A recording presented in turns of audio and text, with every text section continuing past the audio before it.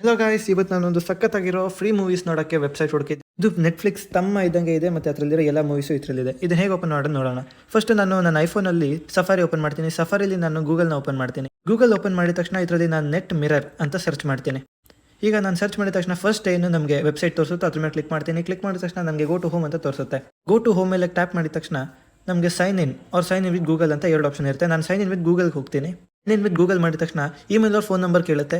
ಇದರಲ್ಲಿ ನಾನು ನನ್ನ ಇಮೇಲ್ನ ಶೇರ್ ಮಾಡ್ತೀನಿ. ಈಗ ನಮಗೆ open auto fill and password ಅಂತ ಕೊಡುತ್ತೆ. ಅದನ್ನು ಕ್ಯಾನ್ಸಲ್ ಮಾಡ್ತೀವಿ. ಕ್ಯಾನ್ಸಲ್ ಮಾಡಿದ ತಕ್ಷಣ ನಮ್ಮ ಕೆಳಗಡೆ ಟ್ರೈ ಅನದರ್ ವೇ ಅಂತ ತೋರಿಸ್ತಾರೆ. ಈಗ ಅದನ್ನು ಓದಿದ ತಕ್ಷಣ ಮತ್ತೆ 3 ಆಪ್ಷನ್ ಕೊಡುತ್ತೆ. ಅದರಲ್ಲಿ ಮತ್ತೆ ಟ್ರೈ ಅನದರ್ ವೇ ಅಂತ ಸೆಲೆಕ್ಟ್ ಮಾಡ್ಕೋಬೇಕು.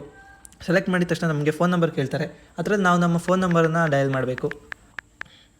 ಫೋನ್ ನಂಬರ್ ಡಯಲ್ ಮಾಡಿದ ತಕ್ಷಣ ಲೆಫ್ಟಲ್ಲಿ ನಮಗೊಂದು ಕಂಟ್ರಿ ಫ್ಲಾಗ್ ಥರ ಇರುತ್ತೆ. ಅದ್ರ ಮೇಲೆ ಸೆಲೆಕ್ಟ್ ಮಾಡಿ ನಾವು ನಮ್ಮ ಕಂಟ್ರಿ ಯಾವುದು ಅನ್ನೋದನ್ನ ಸೆಲೆಕ್ಟ್ ಮಾಡ್ಕೋಬೇಕು. ಇದರಲ್ಲಿ ನಾನು ಇಂಡಿಯಾನ ಸೆಲೆಕ್ಟ್ ಮಾಡ್ಕೋತಾ ಇದ್ದೀನಿ. ಇಂಡಿಯಾನ ಸೆಲೆಕ್ಟ್ ಮಾಡಿ ನಾನು ನೆಕ್ಸ್ಟ್ ಕೊಡ್ತೀನಿ. ಈಗ ನೆಕ್ಸ್ಟ್ ಕೊಟ್ಟಿದ ತಕ್ಷಣ ಅವರು ನಮಗೊಂದು ನೋಟಿಫಿಕೇಶನ್ ಮತ್ತು ಒಂದು ನಂಬರ್ ಕೊಡ್ತಾರೆ. ಈಗ ನಾನು ಟೋಟಲಾಗಿ ಬ್ಯಾಕ್ ಬಂದು ಯೂಟ್ಯೂಬ್ ಓಪನ್ ಮಾಡ್ತೀನಿ.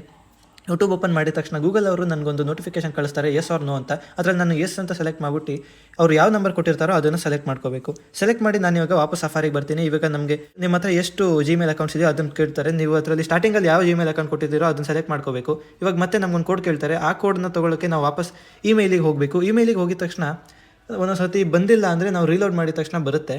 ಗೂಗಲ್ ವೆರಿಫಿಕೇಷನ್ ಕೋಡ್ ಇಲ್ಲಿ ಕಳಿಸಿದ್ದಾರೆ. ಆ ಕೋಡನ್ನ ನಾವಿಲ್ಲಿ ಎಂಟರ್ ಮಾಡಬೇಕು.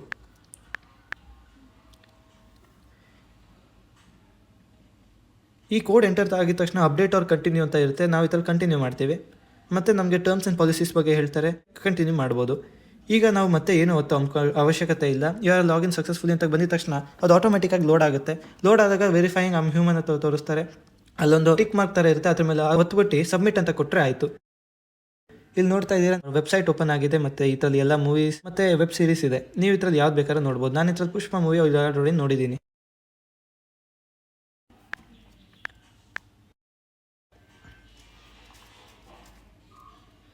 ಈಗ ಪುಷ್ಪ ಮೂವಿ ಸೆಲೆಕ್ಟ್ ಮಾಡಿದ್ದೀನಿ. ಸೆಲೆಕ್ಟ್ ಮಾಡಿ ನೀವು ನೋಡ್ಬೋದು, ಬೆಂಗಾಲಿ, ಹಿಂದಿ, ಕನ್ನಡ, ಮಲಯಾಳಂ, ತಮಿಳ್, ತೆಲುಗು ಈ ಎಲ್ಲ ಲ್ಯಾಂಗ್ವೇಜಸಲ್ಲೂ ಇದು ಅವೈಲೇಬಲ್ ಇದೆ. ಈಗ ಇದನ್ನು ನಾವು ಯಾವ ಲ್ಯಾಂಗ್ವೇಜ್ ಬೇಕೋ ಅದನ್ನು ಸೆಲೆಕ್ಟ್ ಮಾಡ್ಕೊಂಡು ಪ್ಲೇ ಒತ್ತಿದ ತಕ್ಷಣ ಇಲ್ಲಿ ಸ್ಕ್ರೀನ್ ಹಾರಿಜಾಂಟಲ್ ಆಗುತ್ತೆ.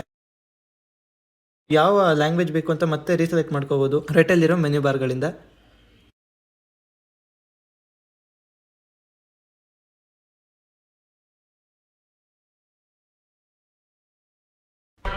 ಮೂವಿ ಮಾತ್ರ ತುಂಬ ಚೆನ್ನಾಗೇ ಇತ್ತು ಮತ್ತು ನೀವು ಈ ಥರ ಟೈಮ್ ಸ್ಪೆಂಡ್ ಮಾಡೋಕ್ಕೆ ತುಂಬ ಬೆಸ್ಟ್ ಆ್ಯಪ್ ಅಂತ ಹೇಳ್ತೀನಿ.